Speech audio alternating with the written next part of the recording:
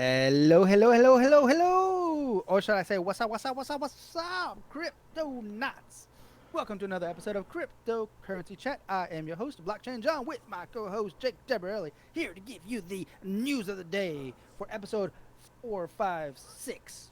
That's Four, right, five, six. 456. Yep. What are we? November 2nd. We're already November, dude. That's Yep. crazy. We got one more month before the end of the year. Yep. And it looks like we're heading towards winter within the states, and of course, we're still stuck in crypto winter, and that's gonna, I don't know, be going for a while from the way things look. I don't see it changing anytime soon, but that's okay. It just gives me more time to stack my fiat and buy my sats.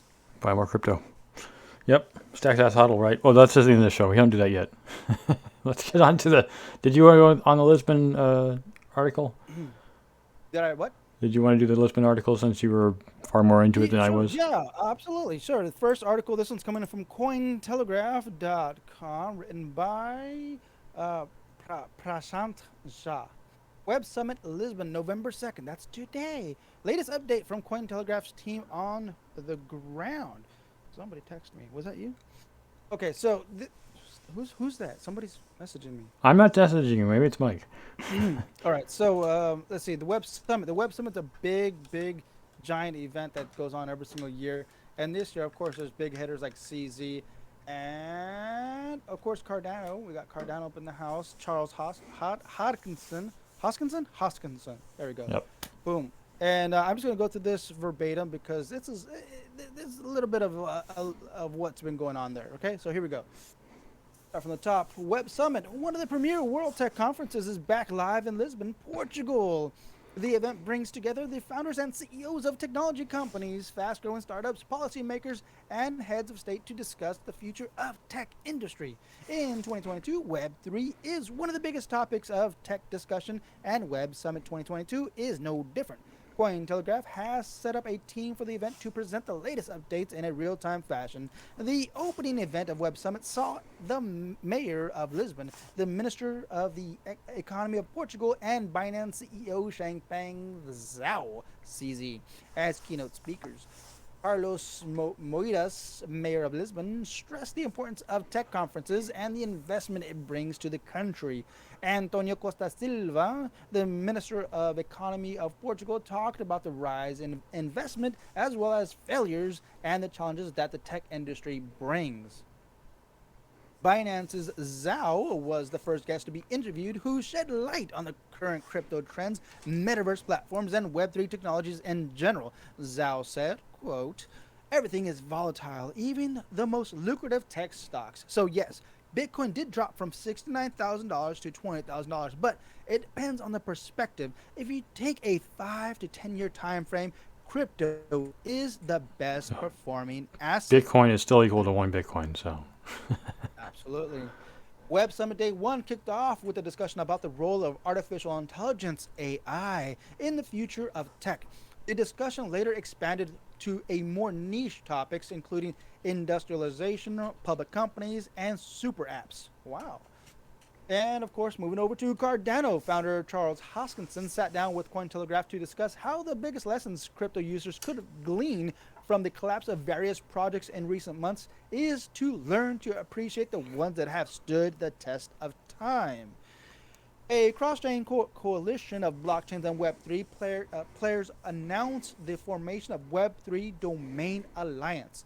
This new alliance hopes to prevent malicious phishing attacks, bad actors impersonating Web3 top level domains, crypto squatting, and Web3 domains collisions. Participants include Unstoppable Domains, Bonfida, Tezos Domains, Polkadot Name System, Hedera, Syscoin, and Clayton Name Service. Cointelegraph's editor-in-chief, Cristina Lucrezia Corner,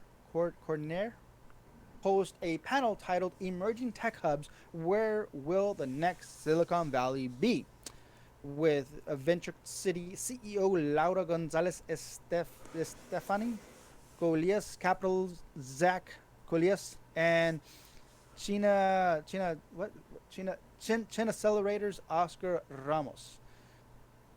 Cointelegraph's Gareth Jenkinson got in touch with Binance Executive Vice President of Europe, Martin Brucco, to discuss the exchange's plans in Europe. When asked about the recently approved markets in crypto assets regulation and how it would impact crypto exchanges, Brunko said, quote, Mika is good news for every crypto adopter, and our mission is to advance crypto adoption rather than onboarding as many users as possible. I think Mika would help a lot with our plans for crypto advancements. End quote. You sound a lot like him, I'm Cointelegraph. sure. Yeah.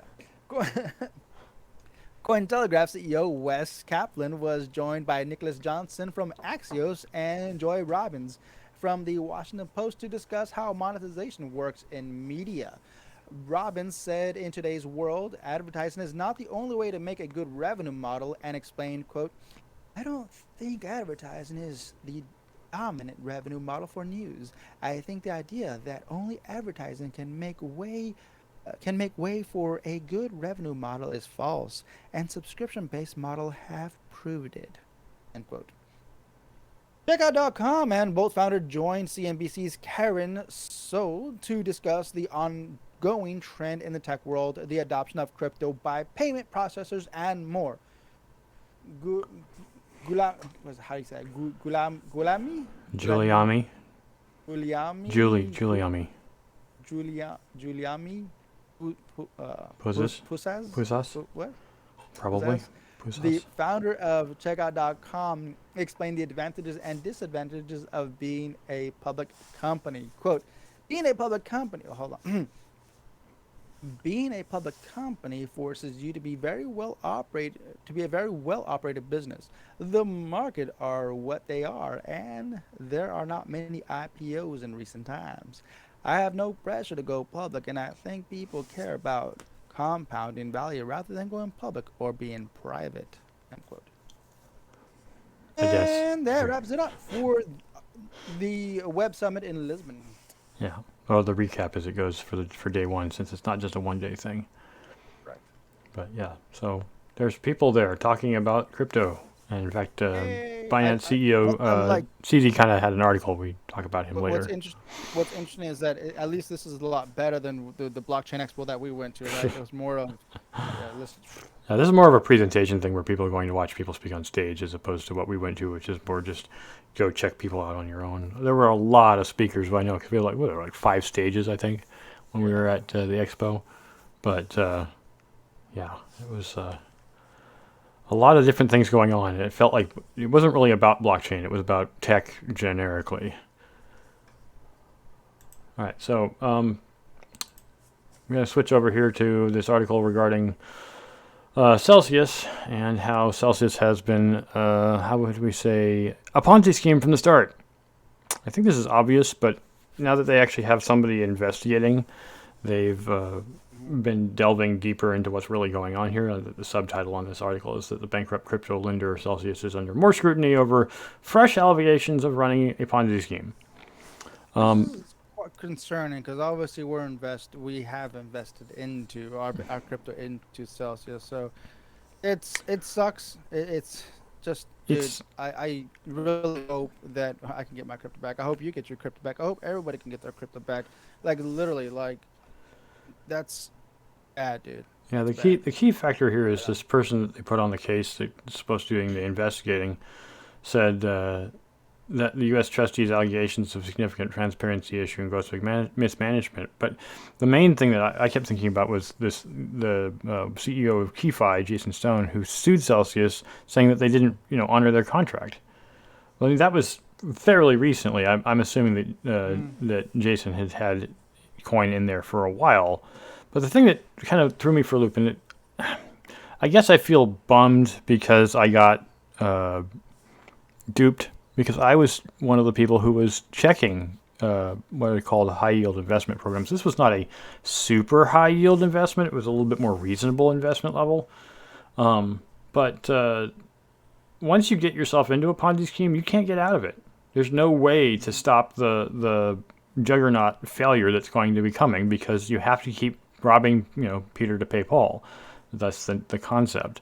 And the thing that I'm sure they didn't mean initially to do this, but of course, when they moved from the UK to the US, was it 2020, 2019? I think it was. I seem to remember it being.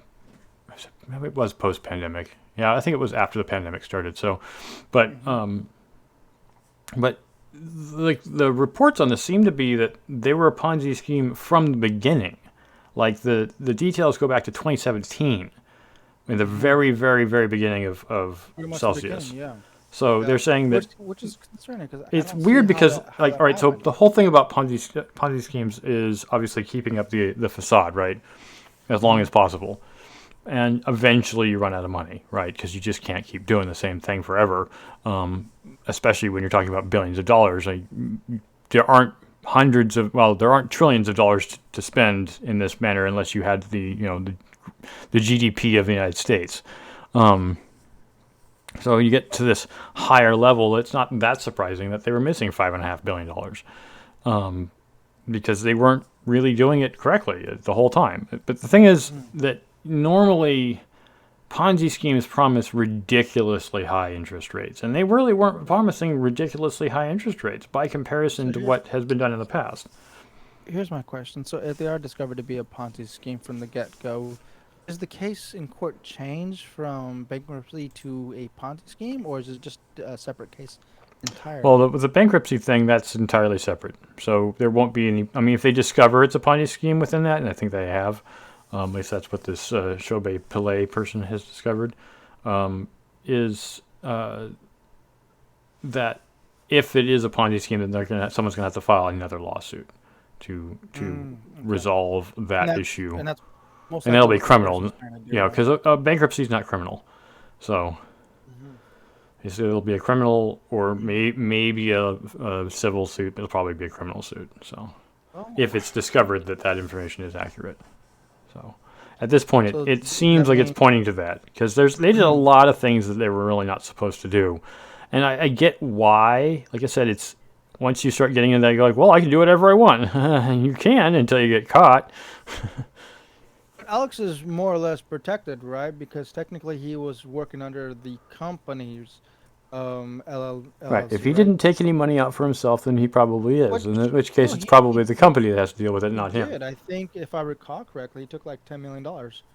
Well, I mean, then maybe he will be held liable. But what I'm saying is that if the company you're running is doing things illegally and paid you illegally Uh-huh. in doing what they were doing, not because what the company was doing was illegal, but paid you Okay. illegally, then yes, you may be caught up in it.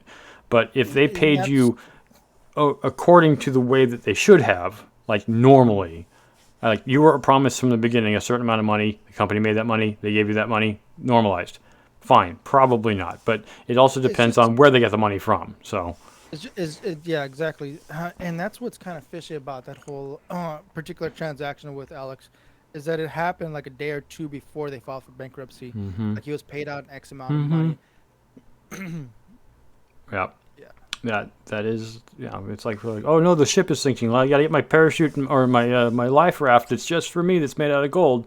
No, so or All right. the plane's Moving on falling out to of the the sky next or whatever. news. Anyway, let's go to the crypto exchange Deribit Yeah, thing. this is of course from decrypt.co, written by Sujith Somraj.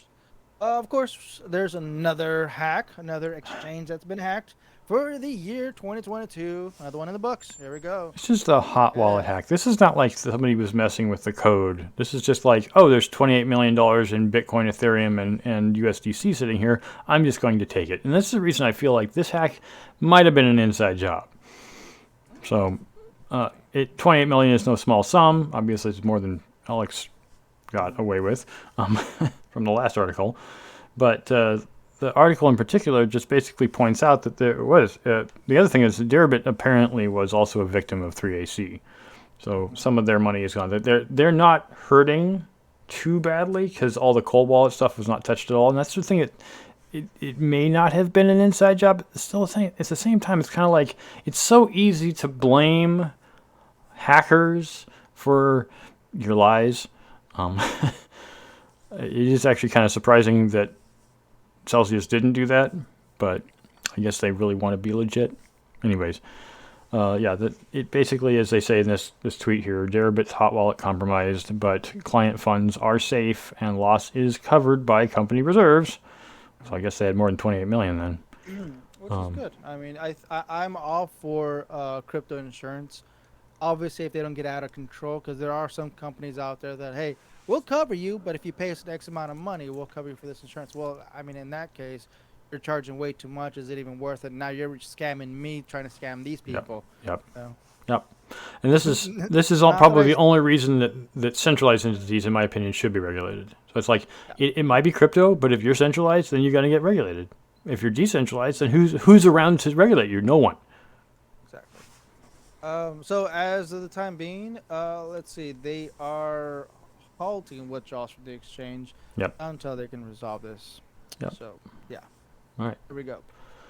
Moving on to something we pretty much already talked about, which was how CZ, Changpeng Zhao from Binance, CEO, is saying, and I don't know, do we want to play this video that's in the Twitter, the tweet here from Web Summit? I don't know if we can or not, but Let me see, how long is it? it's 24 seconds. Sure, It's why pretty not? short. Yeah, it kind of sums up with what the point of it is. So I don't know if I'm going to hear what you're saying. Yeah, I can't. I'll play it on my side.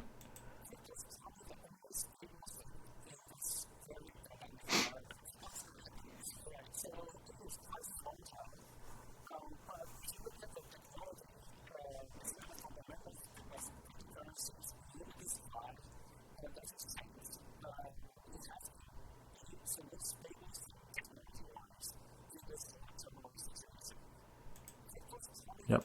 So I played it. You played it. Yeah. This is probably the sum up of the entire article. It's just that Pretty much, yeah. basically CZ, the nickname that everyone uses for the founder of Binance, because I guess Americans have trouble saying his Chinese name, is I can't imagine the man not being on board with crypto and saying it's the only thing that sells. But the analogy I used probably in the very beginning when we first started broadcasting together was that when we look at things like Greece was really the nation of Greece, who's actually one of the member states of the European Union.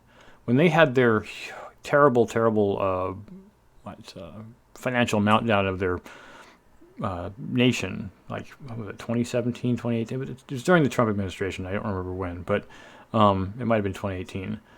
And they were begging, the European Union, like, oh, please save us from our financial debts and our financial problem. And initially, I think it was Angela Merkel who was in charge of Germany at the time. And of course, the European Union is based out of Germany. Said, look, you guys screwed up. We're not going to help you. And eventually they caved and gave them some money. But this is the kind of thing that we see. Why did El Salvador go to Bitcoin? Because it's more stable than their own country's currency, even though for a while they were using United States dollars. And a lot of countries have seen this and going, well, we have financial turmoil, but this other currency, which doesn't belong to the U.S. per se, which is good for them, they don't have to worry. Because they can trust a currency that's used throughout the world that is more stable than their own currency. And I think this is exactly what Changpeng Zhao is actually effectively getting at, is that, yes, the price has gone in U.S. dollars from $69,000 down to $20,000, but how much inflation has the U.S. had? A lot. Mm-hmm. And so what's really stable? Well, I mean, U.S. dollar is probably still more stable than Binance, than Bitcoin is, but it's just that it's not as scary as the media might make it out to be. So CZ is right. It's still stable, even though it doesn't appear to be by the standards of someone else's economy. Yep, one Bitcoin's still worth one Bitcoin. Don't forget that. All right, so let's see what the Fed has to say. All right, this one's written by Matt DeSalvo. Once again from decrypt.co. Bum. We got some Fed news. So Bitcoin, Ethereum, and stocks jump following Fed's fourth rate hike. Of course. Were you surprised, Jake, that they did this? Well, no, but see, they're trying to curb inflation, so that's not that weird. I mean, it Well, has exactly. been Exactly. the interest rates are ridiculously high. They haven't been this high since I was a kid, and Mhm. a little kid actually, early '80s. And it does suck. I remember my parents bought a house in 1983, and they didn't pay nearly as much as houses are today. Even the cheapest house Mhm. in the California market where I live um, isn't even as cheap as what they paid back in the early '80s. But their interest rate, that was the thing that blew me away. It's like they got a loan from a bank, a mortgage, at 12% interest. Mhm.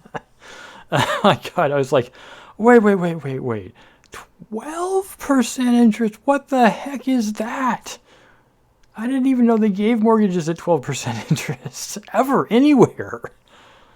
This is insane. You'd be paying 3 or 4 times the price of the house by the time you were done paying for the house.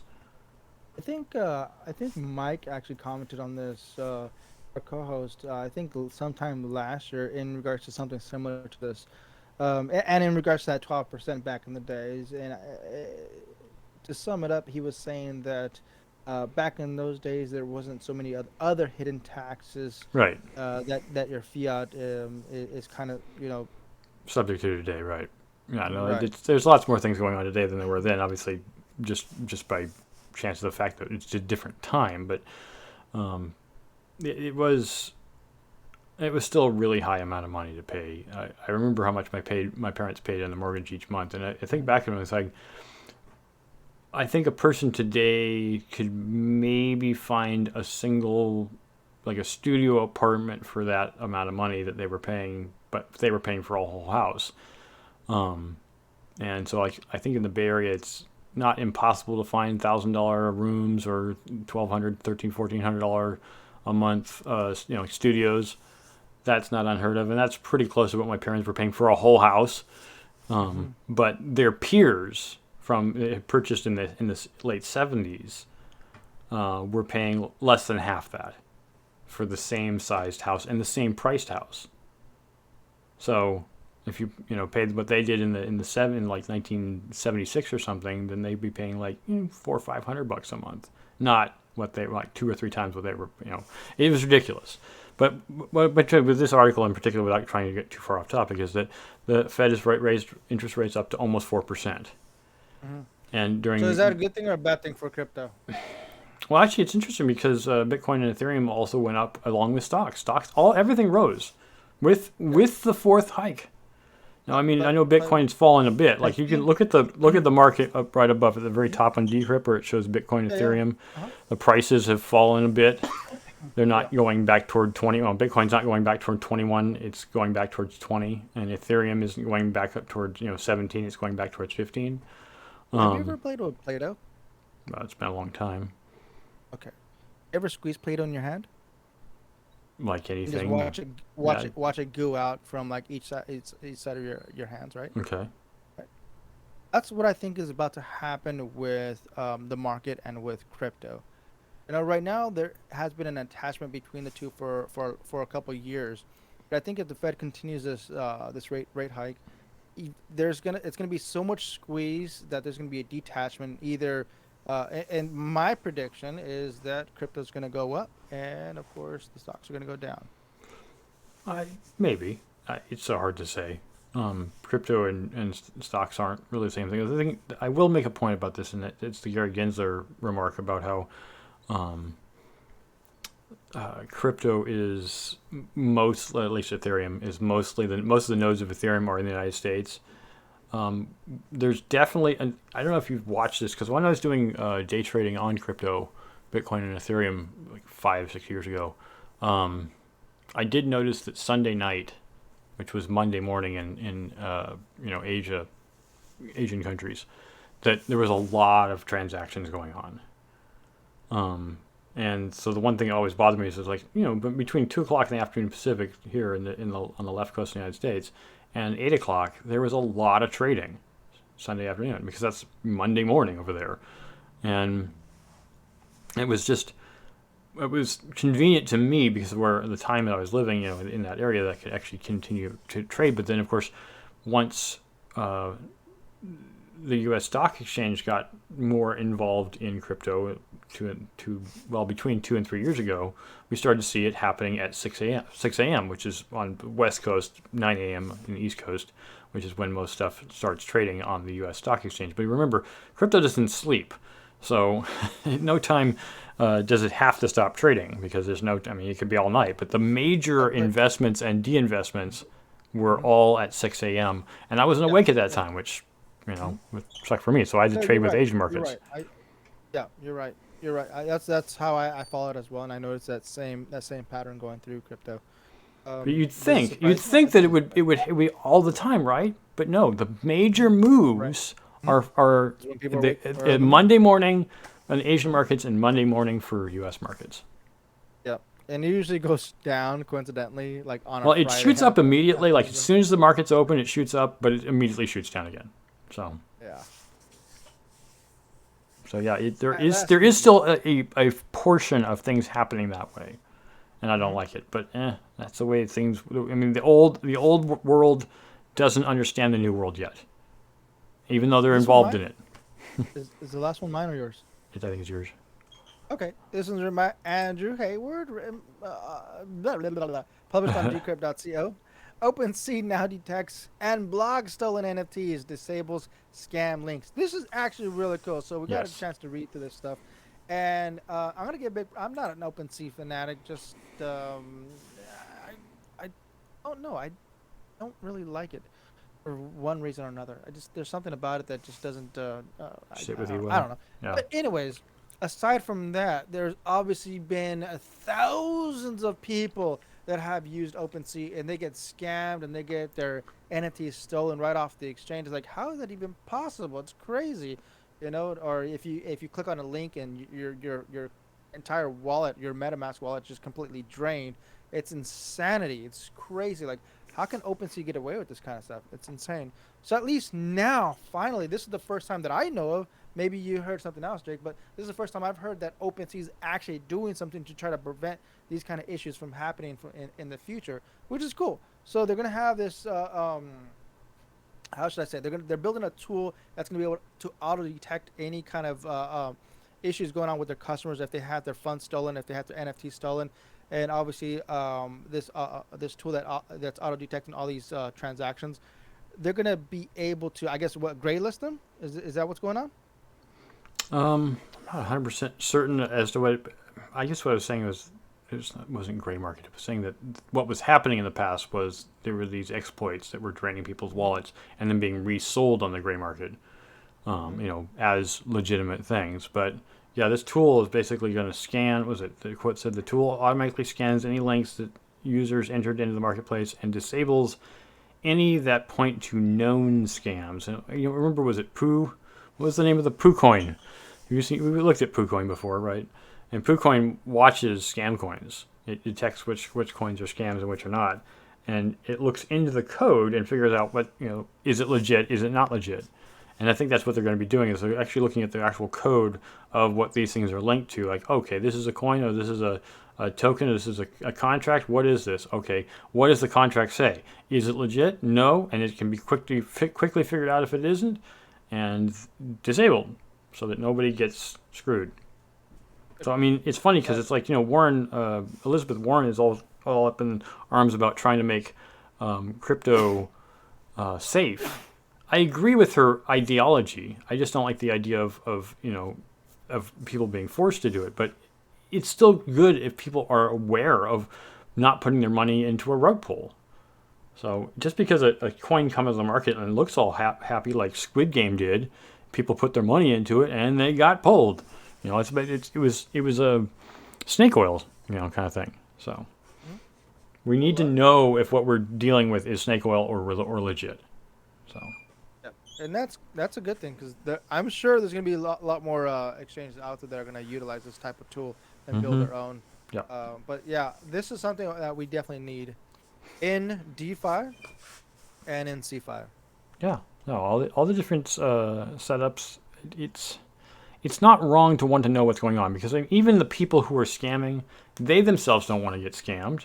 So I mean, it's funny to say that the person who's evil doesn't actually hate themselves, right? Typically, that's not. They don't hate themselves. They want money, and the only way they can figured out how to do it is to lie, cheat, steal.